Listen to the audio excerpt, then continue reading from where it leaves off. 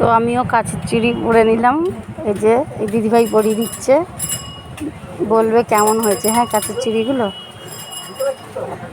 ডিজাইনটা বলবে।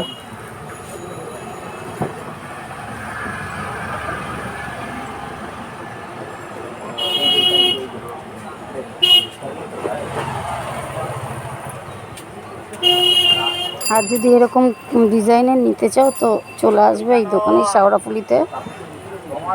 আমি ঠিকানা এখানে দিয়ে দেবো।